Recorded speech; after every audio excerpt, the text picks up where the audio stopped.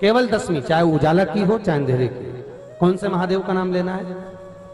श्रम्भेश्वर महादेव। व्यक्ति चिड़चिड़ करता है, क्रोध करता है, गुस्सा करता है, तो महाराज शंकर भगवान का श्रम्भेश्वर महादेव का नाम लेकर 31 बेलपत्र, जिस व्यक्ति को क्रोध आता है उस व्यक्ति का स्मरण कर कर आखा चावल मतलब सेगे चावल के साथ एक एक बेलपत्र 31 बेलपत्र कर कर शिव जी के शिवलिंग पर समर्पित करी जाती है, मात्र दशमी की तिथि के लिए।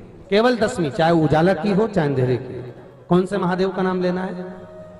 श्रम्भेश्वर महादेव। छोटे छोटे बच्चे रहते हैं, कुछ कुछ बच्चों को माता जबरदस्ती के भोजन कराती है, खिलाती है, ठोकती, मारती, खिलाती है। कुछ कुछ बच्चे ऐसे रहते हैं वो कुछ खा ही नहीं पाते, मुख में दो और वॉमिटिंग कर देते हैं, उल्टी कर देते हैं। ऐसे बच्चों के लिए या जिस व्यक्ति को भोजन पचता नहीं हो और उदर में एसिडिटी रहती हो और जलन टाइप की होती हो, उसके लिए भी श्रम्भेश्वर महादेव का स्मरण है। सुंदर व्याख्यान वर्णन किया है। श्रम्भेश्वर महादेव के ठीक सामने अर्थात भगवान शंकर के किसी भी शिवलिंग के सामने एक तांबे के लोटे में जल रख लीजिए।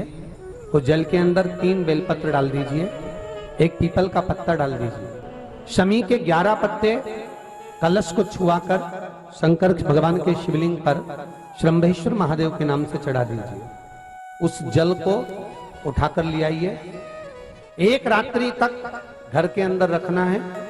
उस जल को श्रम्भेश्वर महादेव का नाम लेकर जिस व्यक्ति को एसिडिटी होती हो या उदर खराब रहता हो या भोजन नहीं पचता हो या पेट से जुड़ी हुई प्रॉब्लम हो या बच्चों को भोजन कराते हैं और वो वोमिटिंग कर देते हो, ऐसे बच्चे को या भोजन नहीं भा रहा हो ऐसे व्यक्ति को उस जल को सुबेरे दोपहर शाम 3 बार श्रम्भेश्वर महादेव का नाम लेकर आचमन कराना प्रारंभ कर दो, पिलाना चालू कर दीजिए। 3 या 4 दिन पिलाओगे अपने आप उदर में। जब शंकर भगवान को जल चढ़ाया जाता है 16 श्राद्ध पक्ष में, 16 दिन श्राद्ध के जब हम भगवान शंकर को जल समर्पित करते हैं तो उसका भाग हमारे पितरों को प्राप्त होता।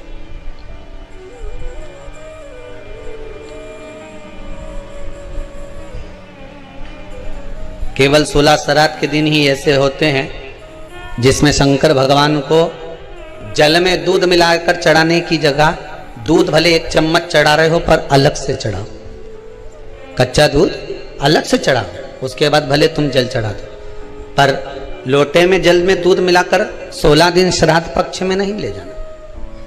भले 1 चम्मच दूध लेकर जाओ, 1 कटोरी दूध लेकर जाओ, पर कच्चा दूध अलग से लेकर जाओ, शंकर भगवान को अलग से चढ़ाओ। क्योंकि 16 दिन श्राद्ध पक्ष के जब भगवान शंकर को दूध और जल चढ़ाया जाता है वो हमारे पितरों के खाते में चला जाता है, हमारे पितरों को उसका भाग मिलता है।